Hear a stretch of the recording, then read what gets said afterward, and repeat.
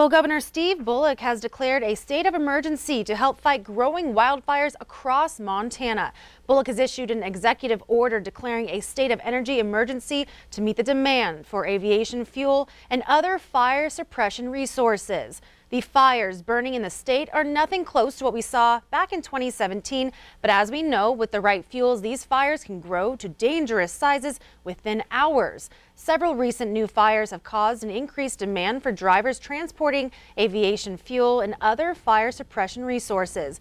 Bullock also secured a federal fire management assistance grant from FEMA to help fight Helena's North Hills fire, a fire which grew exponentially overnight. We'll get to an update on these fires soon, but first, a statement from Governor Bullock. He says, "I join all Montanans in thanking the firefighters who are working around the clock to keep lives and property safe as we face some challenging fires in our state." Bullock continued by also thanking FEMA for acting quickly and providing us with assistance, adding he is pleased that local, state, and federal agencies are coordinating closely to mitigate risk and put out fires. Well, tonight we're going to focus on two of those fires. The largest is in Mission Valley, where the Moss Ranch fire continues to grow, now more than 5,000 acres. We also want to highlight the North Hills fire burning near Helena. This fire nearly 2,600 acres. The first one we saw grow quickly was the Moss Ranch fire. It went from roughly 400 acres to nearly 5,000 acres in just 24 hours. Today, it is 40% contained. It is being managed by a local Type 3 incident management team, and there are 170 personnel assigned to the incident. Now, the blaze is burning in grass and timber along a steep, rocky, rugged terrain. No structures or other infrastructures are threatened at this time. We do have a reporter in this area. We will have an update at 10 o'clock. Now to the North Hills fire, where firefighters say they are starting to make progress against the fire burning north of Helena, but they continue to be concerned about uncertain weather. Authorities say winds overnight did push the fire towards some homes, but the winds not as strong as expected. Now, that gave them a chance to aggressively fight the fire at the edges of residential areas. They say no structures had been lost as of this afternoon, but evacuations are remaining in place for several hundred homes, as firefighters say erratic winds could still put those areas in danger. Now, a multi-agency human trafficking operation in Cascade County led to 5 arrests this weekend. The 2-day sting operation prompted 4 males and 1 female to be arrested and charged with prostitution. One arrest led to a search warrant of the Touch of Class massage parlor in Great Falls. Now, according to Cascade County Sheriff Jesse Slaughter, the office is now following up on several leads that were developed from this operation. For a list of arrests made, you can head to our website, ktvq.com. Well, the internment of 120,000 Japanese, mostly Americans during World War II, is a story that we cannot forget. That's the sentiment of some who attended the Heart Mountain Pilgrimage Saturday, which honors a legacy and remembers what happened to the 10,000 internees. Q2's David J. reports on some of this weekend's events near Powell, Wyoming.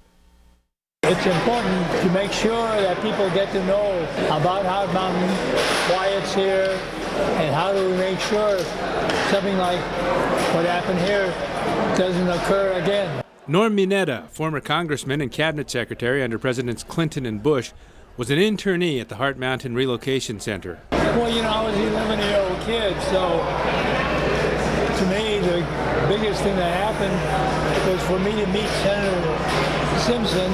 All I could think about is what kind of a guy he was. He was full of fun. And they're inseparable. It's a great story. Some talked about their experiences at Heart Mountain. Others talked about their families. Retired Los Angeles County Superior Court Judge Lance Ito talked about his parents. My parents did not discuss the internment experience with us. Ito's family was sent to the Santa Anita racetrack before being taken to Heart Mountain. His mother could not graduate with her class on June 26, 1942. The next day, on Saturday, June the 27th, Bruce Kirkpatrick, who was the principal of John Marshall High School, drove out to Santa Anita, found my mother, gave her her diploma. Ito knew families who took care of Japanese families' farms while they were interned. Bill Chandler, the son, when I mentioned to him that I considered him to be a hero, and his family, he said, "We're not heroes. We were just trying to be good neighbors." And Judge Ito talked about the violation of constitutional rights. It was a failure of the American justice system because these people were incarcerated without due process. They later transferred up here to Heart Mountain. This is a perfect example of the Japanese Americans who were here overcoming great odds. This is about learning from the people who were here or their relatives. I just want to make sure that this story is not lost. If we don't protect ourselves and keep people aware, it could happen again. At Heart Mountain, David J., MTN News. Thank you, David. And he says that Lance Ito's father, James, was the farm superintendent at Heart Mountain, and James and Ito organized the farmers in the camp to grow crops for 10,000 people. This weekend, the Victory Garden was dedicated to the Itos, and the foundation plans to restore the root cellar that was part of the Itos' work. Stay with us, more to come on the 5:30 news. After the break, find out why you should be casting a line when visiting the Upper Yellowstone River and which fish you might get lucky and catch. Later in sports, how do you get help to fight a battle no one can see? A story of redemption on and off the court coming up. But first, let's check in with Brett McCrummon over in the Weather Center. We had a beautiful day today. Temperatures right now at 88 degrees. We've got clear skies and the winds have died down. We've got north winds at 9 miles an hour. Our dew point is at 36 degrees and our relative humidity is rather low at 16%. A warm up on the way. We'll talk about it with your forecast coming up in just a few minutes.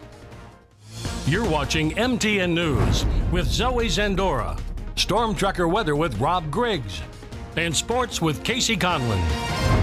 This is the 5:30 news on Q2, Montana's news leader.